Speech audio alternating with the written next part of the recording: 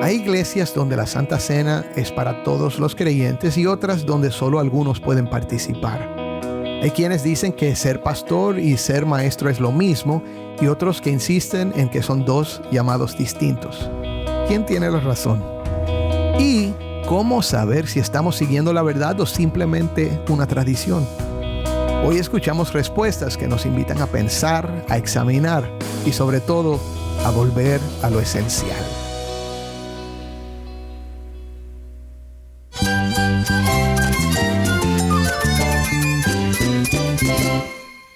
Cristo es todo para mí. Mi Salvador, mi amigo, mi guía. Cristo es mi verdad. Es nuestra guía, nuestro faro. Cristo es el Señor y Salvador. Nuestro protector, nuestro amparo, nuestra fortaleza. Es Jesús, el único que te lleva a Dios, el único camino, la verdad y la vida. No hay más ningún camino, es Jesús. Estás escuchando El Faro de Redención. Cristo desde toda la Biblia, para toda Cuba y para todo el mundo. Hola, soy el pastor Dani Rojas, el director y locutor del Faro de Redención. Gracias por acompañarme hoy. Estamos en una serie especial que hemos titulado La Biblia tiene respuestas.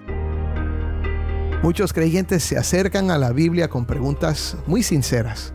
¿Cómo interpreto este pasaje? ¿Qué tiene que ver esto conmigo? Bueno, en esta serie vamos a escuchar preguntas reales de nuestra audiencia y a pastores cubanos que responden a preguntas como estas desde la palabra de Dios, con claridad, compasión y convicción. Hoy en este cuarto episodio miramos hacia adentro. ¿Qué significa ser parte de la iglesia? ¿Cómo nos alimentamos de Cristo a través de ella? ¿Qué papel juegan los pastores, la cena del Señor y la palabra de Dios en nuestra vida juntos? Quédate con nosotros. Te prometo que no solo tendrás respuestas, sino que serás llevado una vez más al centro de nuestra fe, Cristo Jesús.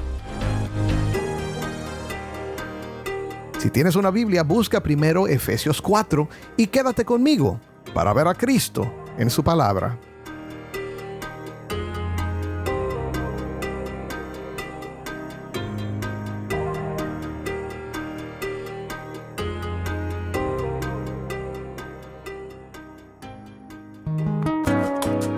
En El Faro tenemos un segmento de preguntas y respuestas el primer día de cada serie donde respondemos a preguntas de nuestra audiencia. Y hoy estamos en una serie especial donde por toda la serie vamos a estar contestando tus preguntas y viendo que la Biblia tiene respuestas. Jennifer Ledford nos acompaña para presentar tus preguntas a nuestros amigos pastores en Cuba. Así que sin más demora, vamos con Jennifer a La Habana.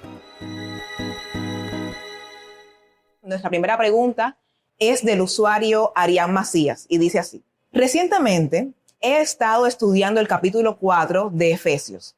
En el verso 11, Pablo menciona a pastores y maestros para la edificación de la iglesia. La pregunta es la siguiente: ¿aquí el apóstol hace referencia a una sola labor o a dos oficios distintos? Gracias de antemano.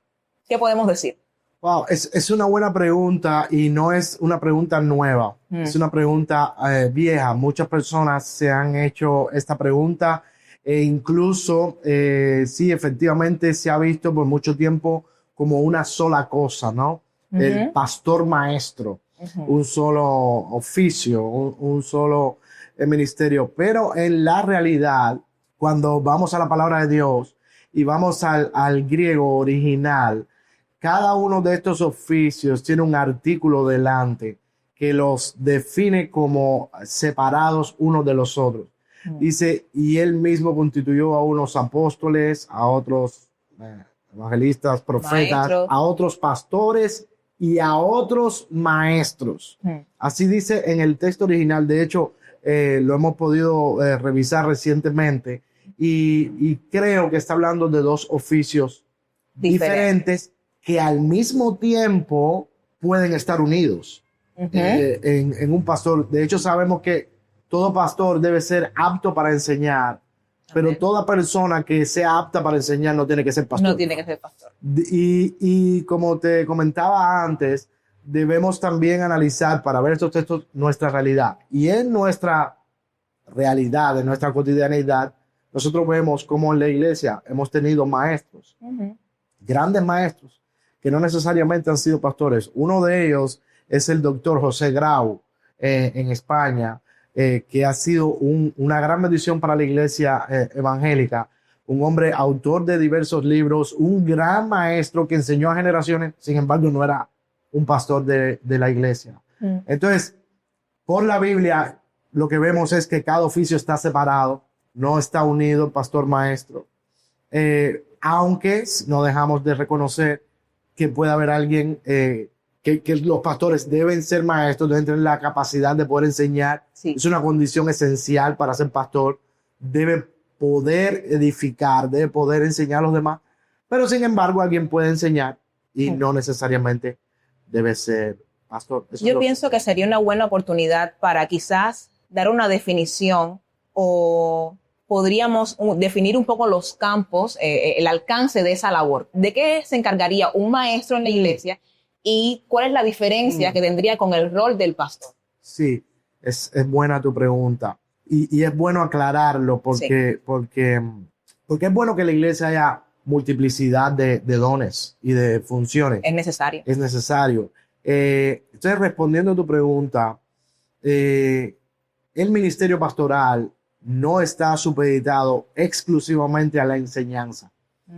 El ministerio pastoral también tiene que ver con la atención espiritual del rebaño o de las personas que se pastorea.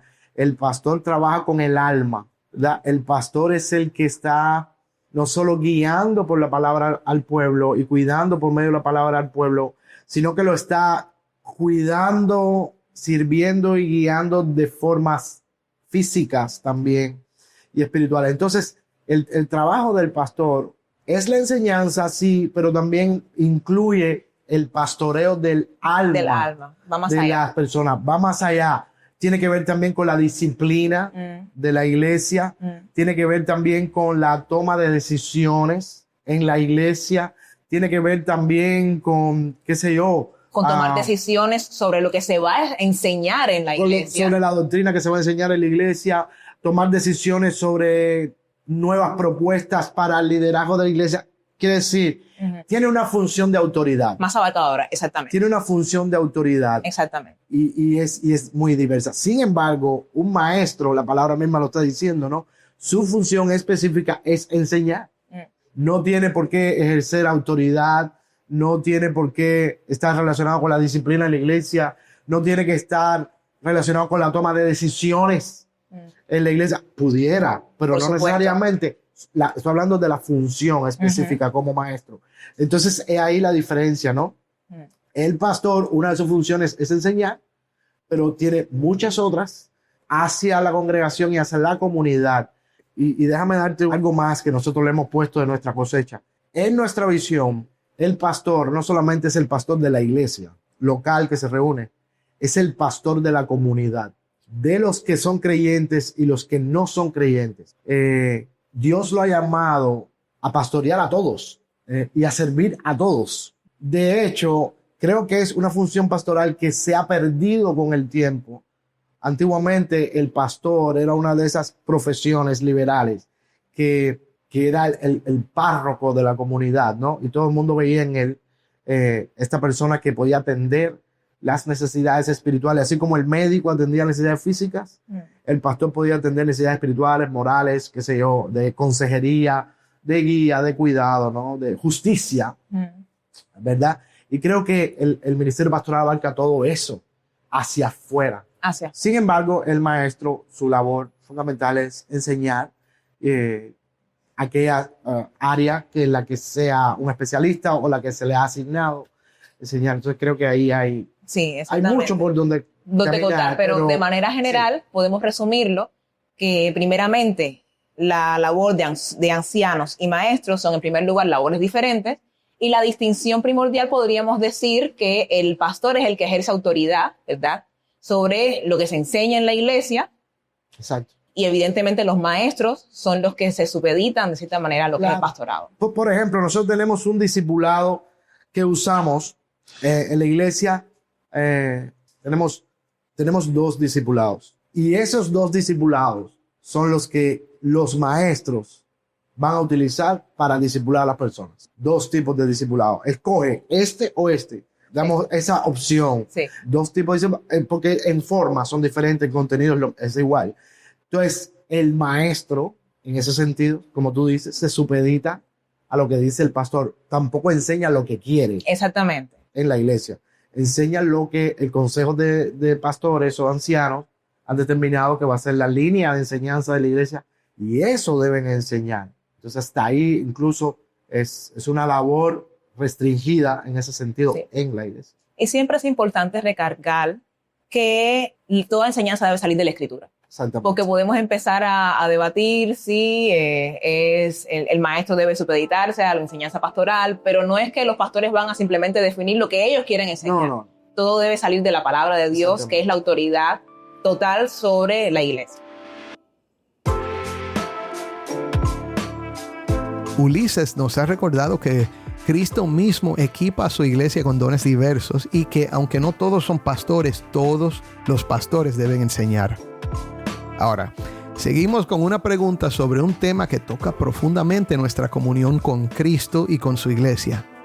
¿Quién puede participar de la Cena del Señor? Nuestro hermano Luis Bonilla nos dice: saludos hermanos, tengo una consulta. He estado en un pequeño debate con un amigo sobre la administración del sacramento de la Cena del Señor. Hemos visto en algunas iglesias que se pide la membresía como requisito para participar. ¿Podrían ayudarme con el sustento bíblico para este requisito o con el sustento bíblico para no pedirlo? Bueno, yo no conozco ningún sustento bíblico donde diga que debe ser miembro de la iglesia local para tomar la Santa Cena. Debe ser miembro de la Iglesia Universal. Es decir, debe ser un creyente el que debe tomar la Santa Cena. Luego es cuestión de las iglesias restringir esto o no. Pero no veo en la Biblia ningún indicio de membresía de iglesia local, tal como nosotros la concebimos hoy, que es que hayas pasado el discipulado, te hayas bautizado, estés inscrito en el libro de los miembros. Que evidentemente no es el tipo de membresía que vemos en el Nuevo Testamento, es otra cosa. Entonces por ese lado no la veo, pero sí pienso que es para los creyentes. La misma palabra o la misma frase define, como yo lo veo, cuál es el sentido de esto y cómo debemos hacerlo. La Cena del Señor. ¿Qué es la Cena del Señor? Eso es importante a la hora de hablar de eso. Entonces, número uno, tengo que entender que no es mi cena. Es la Cena del Señor. Es la conmemoración de su muerte en la cruz a mi favor, y es el ofrecimiento que Cristo está haciendo, ¿verdad?, a los pecadores del Evangelio. Porque ¿qué cosa es la cena sino el Evangelio representado en elementos, ¿verdad? Y nosotros creemos, como decían algunos antiguos hombres de Dios, que Cristo en algún modo también se hace presente en la Cena del Señor, de un modo espiritual. Él está ahí. Entonces, la cena es de Él es el que puso los elementos, Él es el que dio su vida, Él es el que invita, Él es el que paga. Wow. Y me llama a mí a que invite a otros a que venga y que administre su cena. Entonces yo hago la invitación, es lo que hacemos aquí. Yo hago la invitación cuando hay Santa Cena en los términos del Señor, porque no es mía. Hago la invitación, explico los términos del Señor, y luego todo el que quiera participar de Cristo lo puede hacer, porque yo no puedo negarle el Evangelio a ninguna persona, y la Santa Cena es el Evangelio. Entonces sería como decir: detente, porque no eres miembro de la iglesia, no puedes tomar. O en otro caso, porque no te has bautizado, ¿no? Que creo que anda por ahí eso. Ajá, entonces vamos a tomarnos el tiempo de realizar la otra pregunta para encajarla en esta respuesta que estamos dando. Nuestra hermana Lorena nos pregunta: buenas tardes, Dios les continúe bendiciendo, tengo una duda. ¿Puede una persona que no esté bautizada tomar la Santa Cena? Bueno, yo respondería con otra pregunta. ¿Podía el ladrón de la cruz tomar la Santa Cena después que Cristo le dijo: de cierto te digo que hoy estarás conmigo en el paraíso? Es decir, el hombre iba a estar en el paraíso con Cristo, el hombre se fue salvo, pero no se había bautizado. Entonces podría tomar la Santa Cena si hubiera un chance ahí antes de morir. Evidentemente sí. Es decir, no es una condición sine qua non, ni lo veo en la Biblia, de que las personas tienen que estar bautizadas para tomar. Lo que sucede es que generalmente, Sí. en ese contexto, los cristianos se bautizaban inmediatamente después de creer. Nosotros hemos perdido eso también, porque también nos consideramos gestores del bautismo. Tengo que estar seguro, como en la cena, ¿no? Porque tengo que estar seguro que es cristiano. Y para estar seguro que es cristiano tiene que ser bautizado. Bueno, Judas estaba bautizado. Y con lo otro igual, ¿no? No lo bautizo porque tengo que estar seguro que primero que es cristiano. Y en el Nuevo Testamento los hermanos se bautizaban rápido. También porque su vida, después de hacer profesión de fe, estaba en peligro. Entonces ellos tomaban eso rápido. Pero eso no quiere decir que sea una condición para tomar la cena. Que estemos bautizados.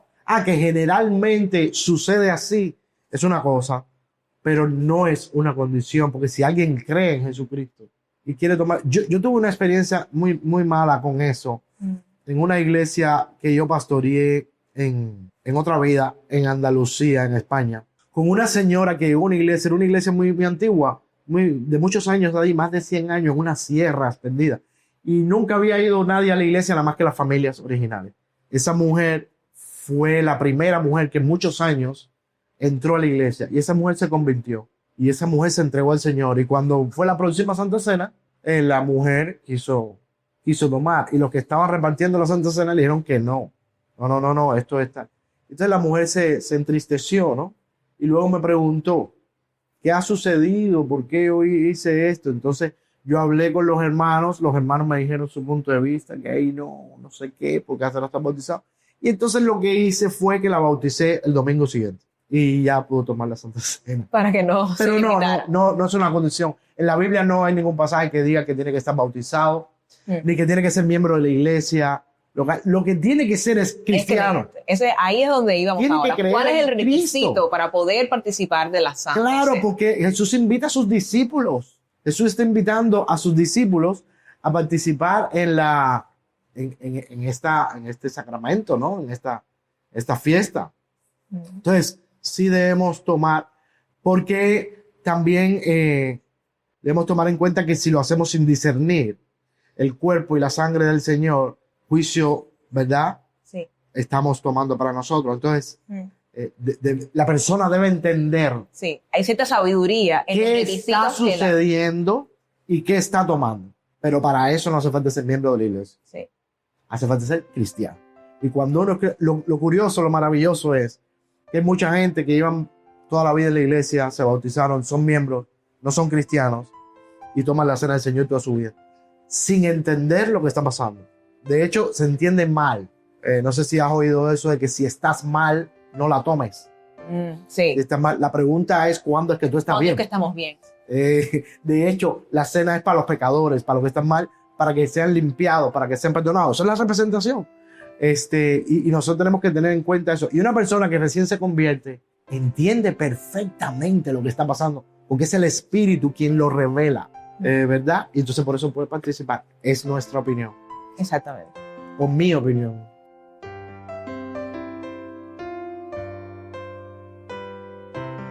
Qué hermoso saber que la mesa del Señor no es para los perfectos, sino para los suyos, pecadores redimidos que vienen con hambre y sed del Evangelio.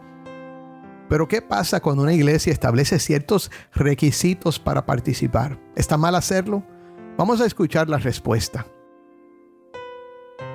Pero es verdad que como mínimo el requisito es que sea creyente. Sí. Y quizás tampoco deberíamos llevarlo al extremo de pensar de que todas las iglesias que tengan sus requisitos a la hora de tomar la Santa Cena lo están haciendo con una mala intención. No. Hay sabiduría en eso. Lo malo está en violar eso. Exactamente. Yo estoy respondiendo a las preguntas en base a mí, lo que yo creo, ¿no? Lo que yo entiendo. Sí. Cada uno es libre de hacerlo, pero quisiera añadir algo más. Hay veces que hacemos las cosas porque así se ha hecho siempre. Y tan siquiera ni las analizamos. Y no las analizamos. Es decir, ni volvemos a pensar en eso. Sí. Entonces, también es ahí la tradición, que no estoy en contra de la tradición, Por supuesto. pero hay veces que no hay ni un análisis bíblico, no estamos analizando nada. Sí. Esa iglesia que te conté es con que aquí se ha hecho así siempre y punto final. Y a veces nos ha nublado el entendimiento y nos vamos a la escritura. Y no, tan siquiera de meditar. plantear, aunque sigamos con la tradición, por orden, porque pensamos que así está bien, pero por lo menos entender que, oh, wow, esto no es tan así, ¿no? O, ¿sabes? Sí, Por lo menos entenderlo. Estaría bien hacer ese ejercicio, sí. digo yo. Pues muchas gracias por esta respuesta. Vamos a pasar a la pregunta. Vimos que la gracia debe gobernar incluso nuestras tradiciones más queridas, especialmente en algo tan precioso como la Cena del Señor. Y ahora, cambiamos de rumba con una pregunta que tiene mucho que ver con cómo alimentamos nuestro entendimiento espiritual. ¿Vale la pena comparar distintas traducciones bíblicas? ¿Qué valor podríamos atribuirle a que un creyente pueda verificar un versículo a través de varias traducciones? ¿Qué utilidad tiene eso para entender el pasaje? Bueno, voy a hablar yo, que, bueno, creo que puedo hablar Iván después no toco su nombre, pero Iván tiene la facilidad de ir al idioma. Pero nosotros, que no tenemos ese dominio de los idiomas, tenemos que decir que es una ayuda inestimable, porque al tener tantos matices el idioma y demás, si nosotros quedamos con una sola traducción, a veces quizás puede resultarnos difícil entender. Algo que me pasa a mí muy a menudo aquí en la iglesia, que a veces hermanos vienen a hacer una pregunta: Pastor, ¿qué significa esto? Y una de las cosas que yo siempre le digo es, ¿ya lo leíste en varias versiones ya? No, no leo, léelo en varias versiones. Y muchas veces pasa que cuando leen varias versiones dicen, ya entendí. Entonces, una vez más refuerza el valor de poder ver diferentes matices para uno poder quizás entender un poquito mejor. ¿Quiere decir que siempre vamos a entender todo? No, pero puede ser una ayuda, sobre todo para un creyente que no cuenta quizás con otras facilidades, no es alguien que estudió teología ni nada de eso, y que esto puede ser una herramienta muy útil para poder entender mejor las escrituras. Sí, lo otro es que cuando tenemos varias versiones, podemos mirar y tener un cuadro más completo de textos que una sola traducción no puede atrapar todo el sentido. Entonces vas a traer a tu espectro de entendimiento una especie de buffet, donde no solamente vas a tener una sola cosa, sino varias, y que están ahí en el texto original. Por ponerle un ejemplo bien breve, muchas veces cuando leemos en Reina Valera, Efesios capítulo 2, versículo 8, dice, por gracia sois salvos. El término que usa, la traducción que lo ponen es, ya, ahora mismo, eres salvo. O sea, como si fuera un estado de presente. Cuando leemos en una Biblia como la Nueva Biblia de las Américas, leemos, habéis sido salvados. Hace te lleva hacia el pasado para que veas qué ha ocurrido en el pasado de manera completa. Y uno se preguntaría, ¿cuál es la correcta? Yo diría las dos. Porque el término que se usa en griego trae ese matiz de tener tanto una acción que se ha completado en el pasado, pero al mismo tiempo cuyos resultados están en el presente. Entonces, las dos es el matiz que trae toda la riqueza de ambas cosas para poder. Y es por eso que puedes tener esta versión aquí de esta manera y tener otra versión en otra forma, y las dos te van a enriquecer un entendimiento mucho más amplio de la escritura. Por eso es útil comparar las versiones.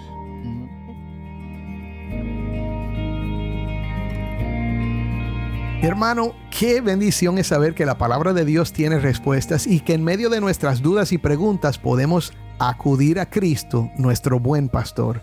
Él nos guía con amor, nos invita a su mesa con gracia y nos habla claramente por medio de su palabra. Así que hoy, si has escuchado su voz, no endurezcas tu corazón, mi hermano. Ven a Él, acércate con fe, cree en el Evangelio. Cristo es suficiente. Créelo. Amén.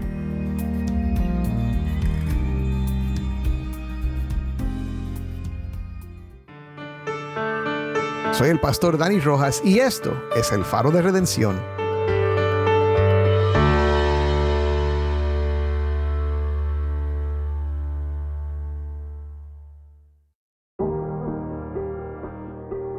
Bueno, gracias Jennifer y gracias a nuestros hermanos pastores Andy Quesada, Iván Vázquez, Rubén Rodríguez y Ulises Siegenhirt. Mi hermano, si tú tienes algo que quieres saber acerca de la Biblia, la teología o la vida cristiana, te recuerdo que puedes enviar tu pregunta por Instagram, Facebook o nuestros canales de Telegram y WhatsApp. Y también por WhatsApp al número 1-909-237-8762. De nuevo, 1-909-237-8762.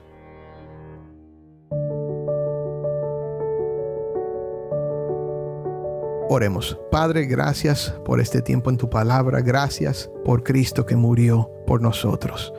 Gracias porque tenemos en Él un perfecto Salvador.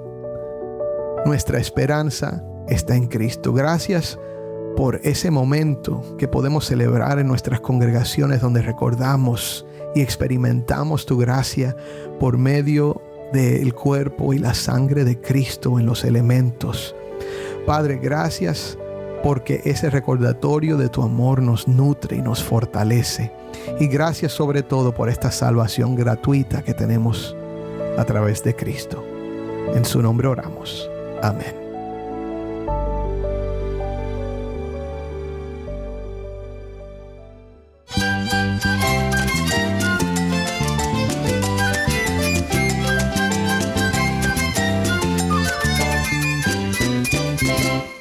Soy el pastor Dani Rojas. Te invito a que me acompañes mañana en esta serie La Biblia tiene respuestas.